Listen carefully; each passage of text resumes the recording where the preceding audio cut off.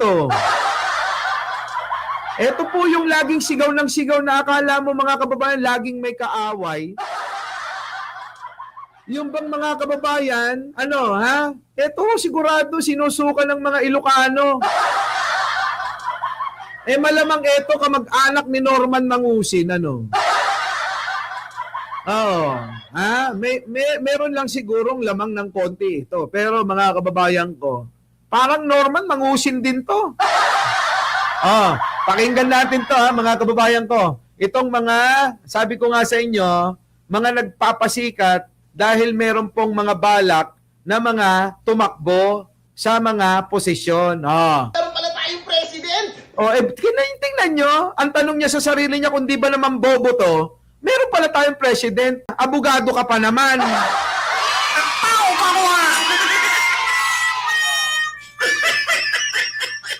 Bungad na bungad pa lang, tanong niya, may presidente pala tayo. Kailan ba nawala na nagkaroon na nawalan tayo ng presidente? Sige nga. Ipaalala nyo nga sa akin, mga kababayan ko, baka naman, hindi ko lang namamalayan na bigla pala tayong nawalan ng presidente. Di ba? Kasi kung mayroon man nawawala, meron namang kapalit agad, di ba? Nung nawala si Apo Lakay, Cory agad yung nanumpa. Nung nawala si Erap, si Gloria agad nanumpa. Di ba? Nung natalo si Digong, si Pangulong Bongbong agad ang Pangulo. O kita nyo? Nung nawala si Pinoy, si Digong agad ang Pangulo. Ang pinaka-worst na presidente sa kasaysayan ng Pilipinas. Diba? Tama ba, Pimi Busto? Oo. Eto na, pakinggan natin, mga kababayan ko. Meron pala tayong president! Biglang nagpakita si President BBM! Kita nyo mga kababayan, hindi. Saan ba nakatira to? Kita nyo yung mga twiran, meron talaga pala tayong president. Biglang nagpakita si President BBM. Kung di ka ba araw-araw nasa media, araw-araw makikita mo, ini-interview siya. Araw-araw nagtatrabaho siya. Araw-araw makikita mo, nag-i-inspection siya.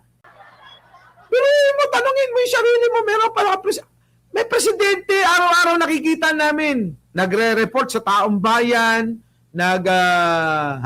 nag-i-inspection sa mga proyekto kung saan-saan, at laging nandoon sa mga programa ng gobyerno para ipaabot ang tulong ng gobyerno sa mamamayang Pilipino.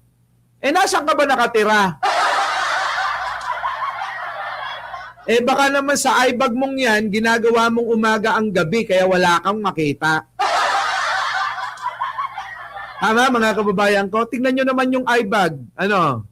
Mukhang hirap na hirap ding manira. Oo, baka gusto sumikat, malabo, pag bobo, wala.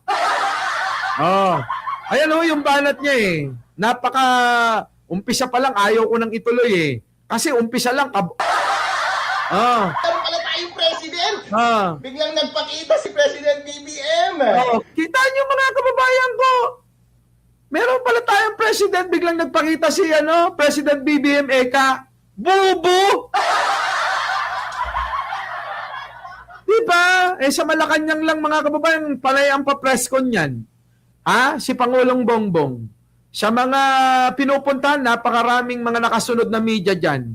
Hindi naman maitatago yung mga pagtatrabaho ng Pangulo araw-araw. 2 days na lang, meron na tong malaking rally at sinasabi nila magkakaroon ulit ng People Power. Kita nyo mga kababayan ko, kung di ba niwalaan nyo sinasabi natin na kahit na maghubot-hubad kayong lahat, kasama yung mga kulto nyo sa kampo ni Duterte, hindi mangyayari na mapapalitan nyo si Pangulo.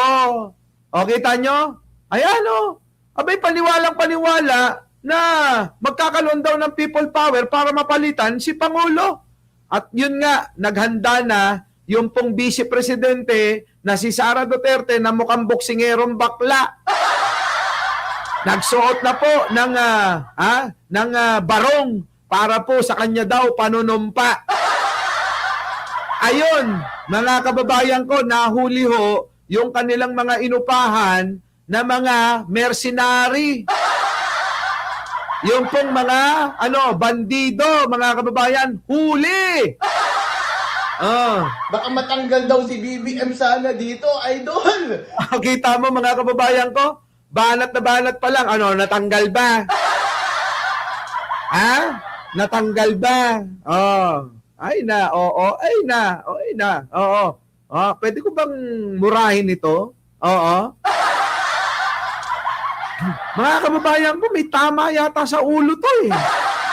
Oo. Si Big Daddy, ayaw niyang mag-aayos sa kanyang daddy. Kita niyo. May sapak mga kababayan, sabi ko sa inyo eh. Di ba kayo nakakapansin mga kababayan, halos lahat ng mga kulto ni Duterte kagaya nito, si Meow Meow, si Lebeste, mga kababayan ko, abay lalayo pa ba kayo? Si Sara Duterte na nga lang mga kababayan ko, halatang halata na, kaya nga tinawag ni Attorney Claire na kapag nagagalit, nagiging mukhang Chucky. Kita nyo? Mahina ulo nito. Feeling ko, itong si BBM, ngayon lang nagpakita yan kasi ayaw niyang matanggal sa big rally ng November 16, 17, 18. Ay, nako yung rally nyo nga hanggang 2 araw lang. Mali ka, kita mo, ano nangyari sa rally nyo, di ba? Hininto ni Manalo. Bakit? Kasi, ano nangyari? Hindi yun yung pinag-usapan. Di ba nagngangawa sa rally? Ano sinabi mo? Ilocano ko. Sabi niya ganun, Ilocano ko. May Ilocano ba rito? Walang sumagot. Sumama sa puro Bisaya.